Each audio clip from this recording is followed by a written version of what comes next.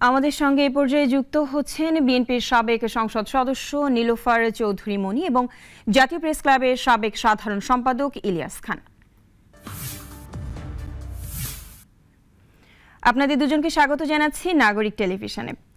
প্রথমেই নীলুফার মনি, আপনার কাছে জানতে চাই যে অন্তর্বর্তী সরকার যেন নিজেদের ব্যর্থ না করে এমন শঙ্কার কথা আজ সমাবেশে বলেছেন তারেক রহমান।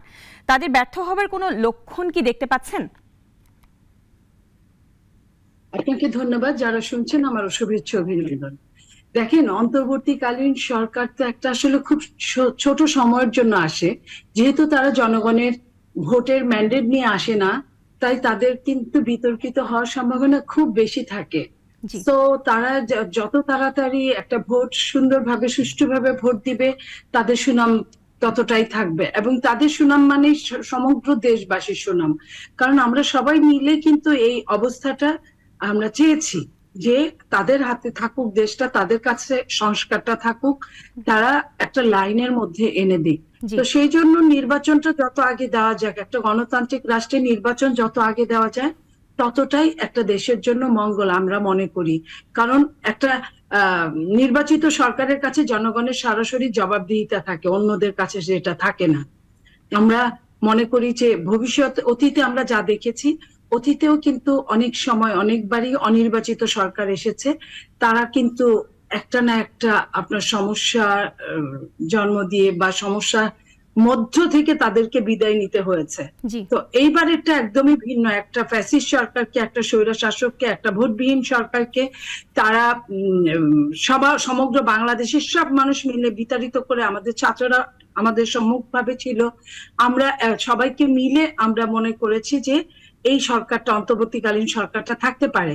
কিন্তু সবকিছুর একটা সহনীয় পর্যায় থাকে, একটা সৌন্দর্য বোধ থাকে।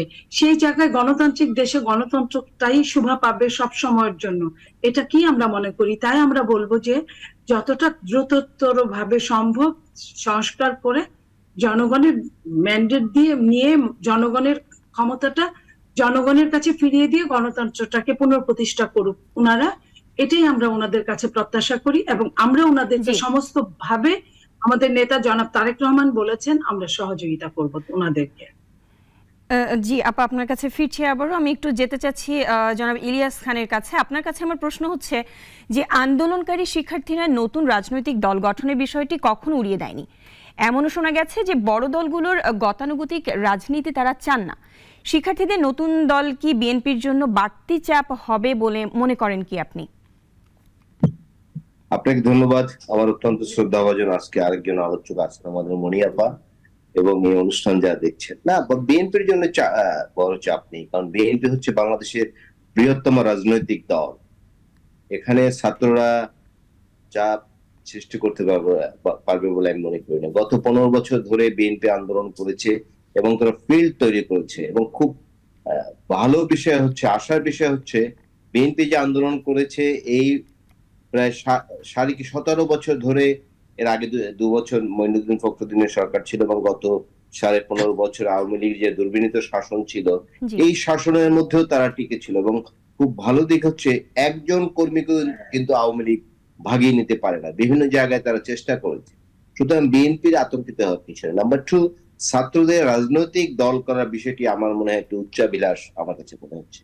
আর বিএনপি কে গতানুগতিক দল বলার সুযোগ নেই, কারণ বিএনপির ভারপ্রাপ্ত চেয়ারপারসন তিনি কিন্তু 31 দফা সংস্কারের প্রস্তাব দিয়েছেন, এবং সেটি যে ইমপ্লিমেন্ট হয়, যেমন তিনি দ্বিকক্ষবিষ্ট সরকারের কথা বলেছেন, তিনি জাতীয় সরকারের কথা বলেছেন। এগুলো হলে সরকারগুলো যে স্বৈরাচারী হয়ে ওঠে, যে আওয়ামী লীগ যে স্বৈরাচার ফ্যাসিস্ট হয়েছিল, তারা যে দুর্বিনীত শাসন চালিয়েছিল, তার প্রস্তাবনে সেগুলো বাস্তবায়িত হলে আমি মনে করি যে এখন যে বলা হচ্ছে যে গতানুগতিক রাজনৈতিক দল, এটি আসলে বলার সুযোগ নেই। জনগণ সুশাসন ফিরে পাবে। যেমন বিএনপির প্রথম আমল দেখেছেন গণতন্ত্রের বিজয়ের পরে 1990 সালে, চমৎকার, এবং 2001 সালে ছিল, তারাও দেশ ভালো চালিয়েছে। এভাবে কিন্তু সবকিছু দলীয়করণ করা হয় গত 15.5 বছর যেটি করা হয়েছে। সুতরাং এটি করলে আমার মনে হয় ভালো হবে।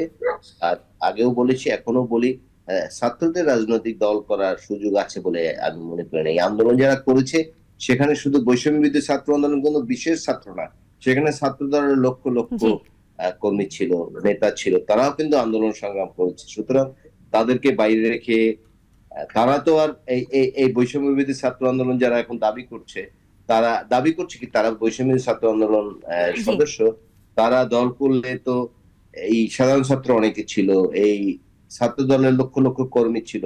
সুতরাং নতুন করে রাজনৈতিক দল করলে খুব টেকসই দল হবে বলে আমি মনে করি, এবং বিএনপির জন্য চাপের তো প্রশ্নই আসছে না। কারণ বাংলাদেশের গ্রামে গঞ্জে সর্বত্র বিএনপি নেতাকর্মী রয়েছে, ছাত্র দলের নেতাকর্মী রয়েছে এবং অন্যান্য সংগঠনের নেতাকর্মী রয়েছে। সুতরাং নতুন করে দল করে ভালো কিছু করতে পারবে বলে আমি মনে করি না, বরং মানুষ হতাশ হবে। কারণ ইতিমধ্যে আমরা দেখেছি বিভিন্ন জায়গায় কিন্তু বৈষম্য বিরোধী ছাত্র আন্দোলন যারা আছেন অনেক জায়গায় প্রোগ্রাম করতে গিয়ে তারা করতে পারেনি বা সংঘর্ষ হয়েছে, এগুলো কিন্তু অলরেডি গণমাধ্যমের কল্যাণে আমরা জেনেছি। সুতরাং নতুন করে দল করার কোনো সুযোগ আছে বলে আমি মনে করি না, সেটি বুদ্ধিদীপ্ত হবে না, সেটি সময়চিত সিদ্ধান্ত হবে বলে আমি মনে করি। জি জি ইলিয়াস খান, আপনার কাছে ফিরছি আবার। মনিয়াপা, আরেকটি বিষয় আপনার কাছে আমার জানার আছে যে 1 মাসের কিছু বেশি সময় হলো আসলে এই সরকারের বয়স, তো এই সময় সরকারের কোন কাজগুলোকে ভালো বলবেন? আর দেশে অনেক ঘটনা ঘটেছে, কোন ঘটনাকে আপনারা অনাকাঙ্ক্ষিত বলে মনে হয়? দেখেন, 1 মাসের সরকার আসলে 5 বছরেই অনেক সময় অনেক কিছু করা যায় না। 1 মাসের সরকারকে আসলে এখনো সেই সময়টা আসে নাই তাদের বিচার করা ওই জায়গায়। তবে এইটুকু বলতে পারি যে আমরা খুব খুশি হতাম, আশান্বিত হতাম যদি এই যে আওয়ামী লীগের যারা সন্ত্রাসী কাজ করে এত হত্যা, এত ধ্বংসযজ্ঞ চালিয়েছে যারা, তাদেরকে যদি সঠিক সময় অ্যারেস্ট করা যেত এবং অনেক আওয়ামী নেতাদেরকে, আওয়ামী সন্ত্রাসীদেরকে আমরা শুনি যে তারা কোথাও কোথাও নাকি নজরদারিতে আছে, বন্দিত্বে আছে, কিন্তু তাদের কিন্তু ওইভাবে অ্যারেস্ট করা হচ্ছে না। এই যে দেখেন গোপালগঞ্জে একটা অনাকাঙ্ক্ষিত ঘটনা ঘটে গেল, সেই ঘটনাটা সত্যি একটা, ওরা যে কতটা নৃশংস হতে পারে সেটা কিন্তু প্রমাণ দিয়ে দিল, বুঝিয়ে দিল। এই জিনিসগুলো যদি সরকার সঠিকভাবে বিচারটা করতো তড়িৎভাবে, সেটা আমাদের জন্য ভালো লাগতো। সরকারের যেটা দেখছি, যেমন ধরেন আমরা ইমপ্লিমেন্টে পাইনি, কিন্তু আমরা শুনেছি তারা ঘোষণা দিয়েছে, যেটা যেমন ধরেন ইলিশ মাছ রপ্তানি হবে না, আগে দেশের মানুষ খাবে, তারপর কিন্তু ইলিশের যখন কিনতে গিয়ে দাম কমে নাই, তখন কিন্তু আমরা আবার একটুখানি, আমি জনগণের কথা বলছি, জনগণ হতাশ হয়েছে। তো আমিও যেহেতু জনগণের একজন, আমিও কষ্ট পাচ্ছি, হতাশ হয়েছি। তো সেই জায়গাগুলোতে তারপরে আইন শৃঙ্খলার যারা অন্যায়মূলক আচরণ করছে তাদেরকে যে সাথে সাথে অ্যাকশনে যাওয়া, এই জিনিসগুলো দেখলে আমাদের ভালো লাগতো। আইনের দৃষ্টিতে সবাই সমান, এই যে আইনের শাসন যেটা ছিল না, একটা দলের জন্যই শুধু শাসন ছিল আর কারো জন্য কিছু ছিল না, প্রত্যেকটা একটা দলের জন্য শুধু শোষণ ছিল। এই জায়গাগুলো থেকে আমরা দেখতে চাই যে সবার জন্য আইন সমান, এই জায়গায় আমরা দেখতে চাই সবার জন্য নিরাপত্তা সমান। সেই জায়গা থেকে আমরা বলতে চাই যে আমরা ওইটা করতে খুব বেশি যে সময় লাগার কথা তা না, কারণ এটা তো আপনার আইনের অনুশাসনের মধ্যে ঢুকিয়ে দিলেই হয়, সরকারের মধ্যে তো এটা আগে থেকেই আছে।